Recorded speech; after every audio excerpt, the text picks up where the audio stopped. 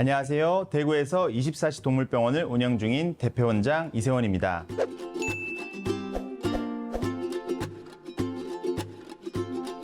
우리 반려견도 사람처럼 다양한 건강 문제가 발생할 수 있는데요.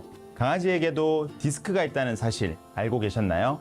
갑자기 걷는 걸 힘들어하거나 움직임에 제약을 보인다면 단순한 일시적 통증일 수 있지만 디스크 문제가 있을 수도 있는데요. 반려견의 디스크 질환은 조기 진단과 치료가 매우 중요하기 때문에 꼭 알아두셔야 될 내용들로 쉽게 말씀드릴게요. 반려견의 디스크 질환은 특정 유전적 변이가 가장 큰 원인 중 하나입니다. 바로 연골 이영양증이라는 품종에서 디스크 질환이 잘 발생하는데요.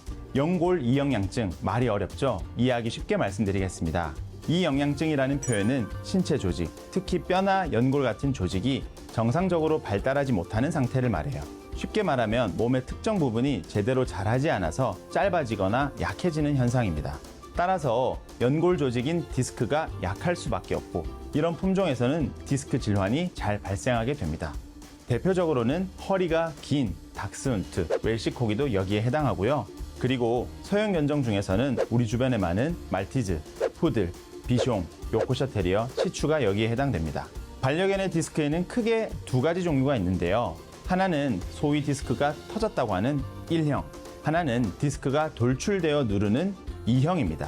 1형 디스크가 연골 이영양증이 있는 품종에서 자주 발생하며 디스크의 껍질인 섬유륜이 찢어지면서 젤리 같은 수액이 튀어나와 척추관 내의 신경을 압박합니다.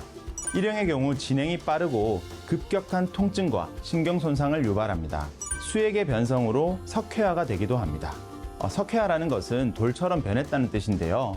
그래서 원래는 엑스레이상 안 보여야 할 디스크가 하얗게 보이기도 합니다.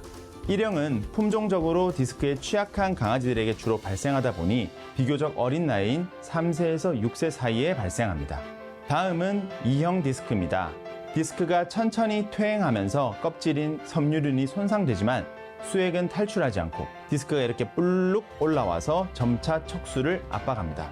섬유륜이 두꺼워지는 특징이 있고요. 주로 나이가 든 개에서 발생하며 급격한 1형과 달리 증상이 점진적으로 나타납니다. 중형견에서 대형견까지 다양하게 나타날 수 있습니다. 사람은 말을 해서 아프다는 표현을 할 수 있지만 우리 반려견들은 보호자분들이 알아차리셔야죠. 디스크 증상을 어떻게 확인할 수 있는지 말씀드리겠습니다. 먼저 목 디스크의 주 증상은 목 부분을 떨고 고개를 숙이고 있는 경우가 많습니다. 갑자기 소리를 막 지르기도 해요. 목 디스크로 인해 신경뿌리가 압박되어 앞다리가 영향을 받기도 합니다. 그래서 목 디스크가 있는데 앞다리를 절뚝거리기도 해요. 경추는 문제가 심각해지면 앞다리 마비뿐 아니라 사지마비가 발생할 수도 있습니다. 여기서 또 하나 꼭 알고 계셔야 할 점이 있습니다. 허리 디스크와 달리 목 디스크의 증상은 다른 장기의 질환일 수 있습니다. 어딜까요? 바로 목과 가까운 뇌입니다. 뇌질환이 있으면 목 통증을 동반한 다른 증상들이 나타나기도 합니다. 따라서 목이 아파 MRI를 찍는 강아지들은 일반적으로 뇌까지 함께 촬영하게 됩니다. 다음으로 허리 디스크의 증상 역시 허리 통증이 주 증상입니다. 사람처럼 허리가 옆으로 휘어지는 측만증이나 뒤로 휘어지는 후만증을 보일 수 있는데요. 허리가 아프잖아요. 그래서 허리에 힘을 많이 주다 보니 배가 빵빵하게 느껴지는 복압 상승도 보일 수 있습니다. 증상이 심해지면 당연히 뒷다리 마비 증상도 나타나기도 해요. 목과 허리 디스크 환자 모두 본능적으로 아픈 것을 숨기기 위해 어두운 곳으로 숨으려고 할 수 있습니다. 특히 사람들이 강아지를 안았을 때 깽 하고 이렇게 반응을 할 수도 있고요. 특정 부위를 만졌을 때 극심한 통증을 호소하기도 합니다. 걸음을 비틀거린다거나 대소변을 보는 것을 어려워할 수도 있어요. 디스크는 크게 5단계로 나뉘게 되며 증상의 차이가 있습니다. 1단계는 통증만 있는 단계입니다.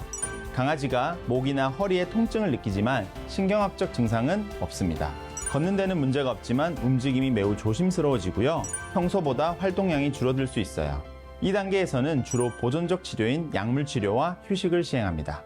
2단계부터는 약간의 신경학적 증상이 나타나기 시작합니다. 걸을 수는 있지만 불안정하거나 비틀거리는 모습을 보일 수 있습니다. 뒷다리를 끌거나 발을 잘못 짚는 등의 증상을 보일 수 있고요. 2단계에서도 보존적 치료를 시도하지만 증상이 악화되면 수술을 고려할 수 있습니다. 3단계는 강아지가 스스로 걸을 수 없는 상태입니다. 뒷다리의 움직임은 있지만 체중을 지탱할 수 없고요. 2단계부터는 배뇨와 배변에 문제가 생기게 됩니다. 따라서 디스크는 보통 3단계부터 수술적 치료를 권장합니다. 4단계는 뒷다리가 완전히 마비된 상태입니다. 다리뿐만 아니라 꼬리를 움직일 수 없고 배뇨와 배변을 조절할 수가 없습니다. 4단계부터는 긴급한 수술적 치료가 필요하고요. 빠른 치료가 예후에 중요합니다. 5단계는 가장 심각한 단계로 운동 기능부터 감각까지 완전히 마비가 된 상태입니다. 발가락을 꼬집어도요, 통증을 느끼지 못해요. 배뇨, 배변 조절이 불가능하고요. 때로는 호흡에도 문제가 생길 수 있습니다. 이때는 즉각적인 응급수술이 필요하고 2단계에서는 수술하더라도 예후가 좋지 않을 수 있습니다. 디스크 치료는 크게 보존적 치료와 수술적 치료로 나눌 수 있는데요. 1단계와 2단계에서는 주로 보존적인 치료를 시도합니다. 보존적 치료의 핵심은 바로 휴식입니다. 원칙은 엄격한 케이지 내 휴식입니다. 케이지 내에 가둬두고 움직임을 최소화하는 거죠. 케이지 휴식은 손상된 디스크와 신경이 자연적으로 회복할 수 있도록 돕습니다. 또한 행동 제한으로 추가적인 디스크 탈출과 신경 압박 가능성을 막아줍니다. 이 기간에 약물을 먹이거나 침치료와 같은 재활치료를 병행할 수 있어요. 강아지도 요즘 침치료 많이 한다는 사실 알고 계신가요? 침을 찌르면 엔돌핀과 세로토닌과 같은 천연 진통 물질이 분비를 촉진해서 통증 완화 효과가 있고요. 혈류 개선 효과로 손상된 조직의 회복을 촉진합니다. 염증을 유발하는 염증성 사이토카인 수치도 낮춰주고요. 디스크나 관절 질환의 증상을 완화하기 위해 많은 동물병원에서 침치료를 진행하고 있습니다. 디스크 3단계부터는 수술이 필요한데요. 마비가 진행 중이라면 수술을 빠르게 결정하는 것이 중요합니다. 수술의 골든타임은 보통 48시간으로 알려져 있습니다. 증상 개시 48시간 이내 수술을 하면 빠른 회복을 도울 수 있습니다. 수술 후에 재활치료가 필요한데요. 재활을 통해 수술 부위 회복과 다른 디스크 부위 예방을 도울 수 있습니다. 반려견이 디스크 진단을 받았다고 해서 너무 걱정하지 마세요. 적절한 관리만 해준다면 충분히 행복한 일상을 보낼 수 있습니다. 가장 먼저 체중 관리가 정말 중요합니다. 과체중은 척추에 무리를 주게 돼요. 균형 잡힌 식단과 적당한 양의 사료로 건강한 체중을 유지해주세요. 규칙적인 운동도 필수입니다. 운동은 천천히 시작해서 점진적으로 시간을 늘려가는 게 좋아요. 목 디스크 이력이 있다면 목줄 대신 하네스를 사용하시고요. 주의할 점은 갑자기 격렬한 운동이나 놀이를 하시면 안 됩니다. 집안에서는 미끄러운 바닥을 조심해야 해요. 러그를 깔아주거나 미끄럼 방지 매트를 사용하시면 좋습니다.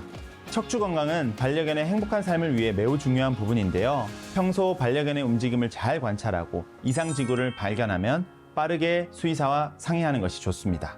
꾸준한 관리와 예방으로 반려견과 오랜 시간을 보내실 수 있도록 계속해서 유익한 정보를 나누겠습니다. 기대해 주세요. 감사합니다. 수의사 이세원이었습니다.